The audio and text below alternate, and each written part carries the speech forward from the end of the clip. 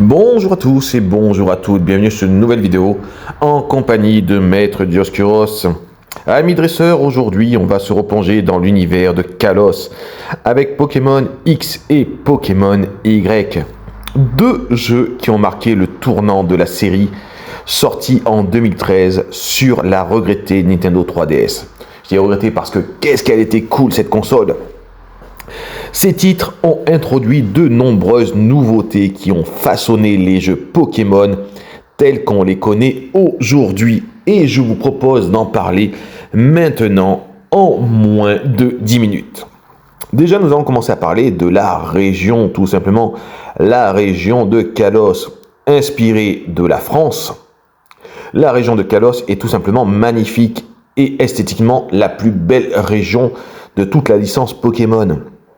Des villes élégantes comme Illumis, aux paysages champêtres des routes 4 et 5, les endroits qui sont remplis de fleurs, chaque lieu est un régal pour les yeux. Et que dire des monuments emblématiques comme la tour prismatique, le palais de chef-d'œuvre. C'est un vrai voyage. Et puis la zone avec les menhirs. Enfin vraiment c'est une région, l'une des régions les plus variées de tout l'univers Pokémon. Et vraiment l'une des plus belles. Et je donnerai une mention spéciale pour l'arène de Romans-sous-Bois qui m'aura marqué esthétiquement.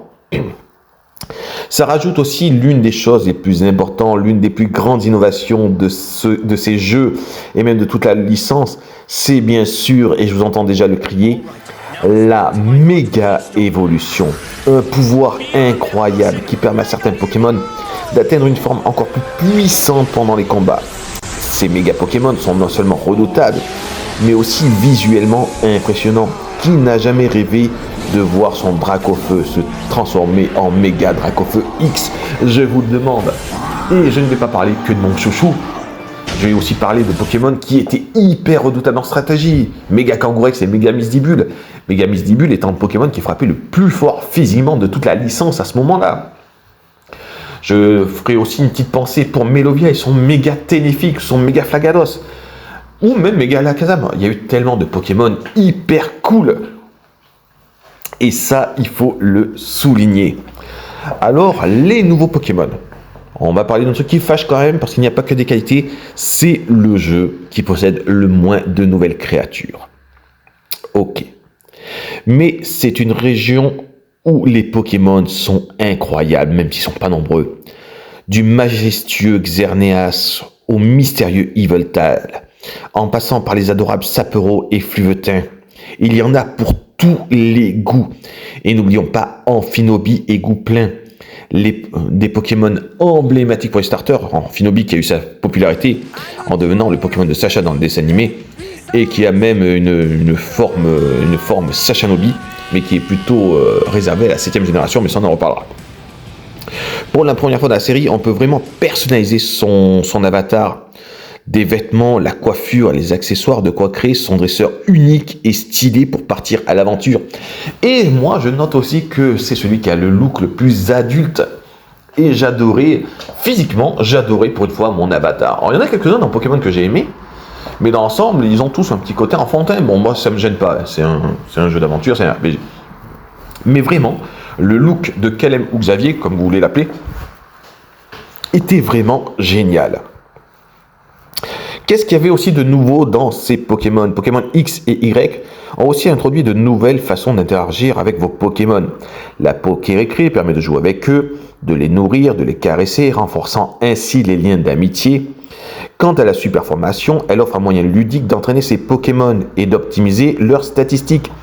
En version stratège, ça va vous donner l'occasion de faire les EV en vous amusant avec un ballon de foot.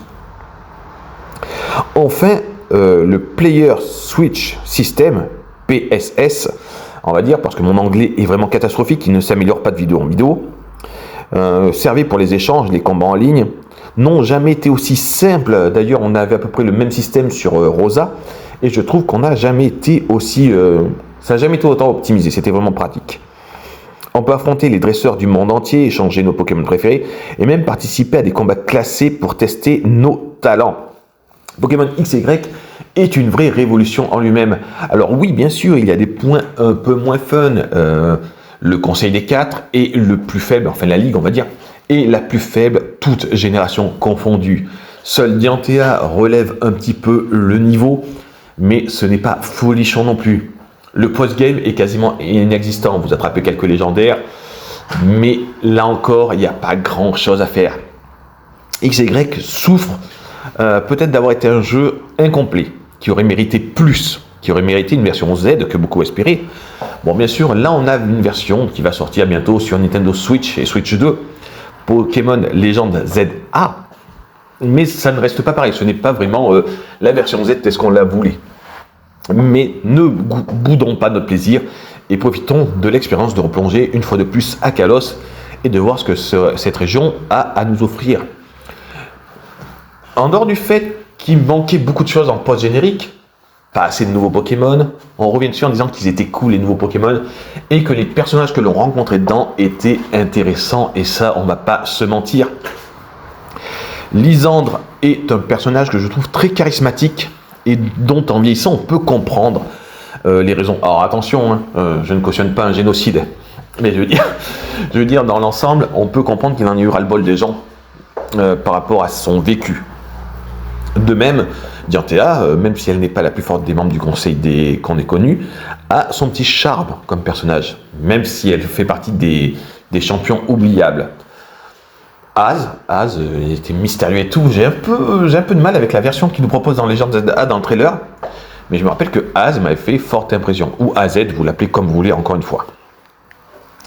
En résumé, Pokémon XY sont une super version qui est agréable pour l'aventure, qui malheureusement est trop courte et possède ses défauts, et qui, grâce à Rosa, rentre dans la légende. Vraiment, Rosa l'a aidé directement. On va pas se mentir. En conclusion, Pokémon XY, c'est bien plus qu'un simple jeu de Pokémon. C'est une aventure inoubliable avec des personnages géniaux, un voyage à travers des régions magnifiques et une expérience qui a marqué toute une génération de dresseurs. Alors voici notre petite vidéo en moins de 10 minutes. Moi, j'espère que ça vous a donné envie de découvrir ou redécouvrir la magnifique région de Kalos. Et je vous dis à très bientôt pour de nouvelles aventures.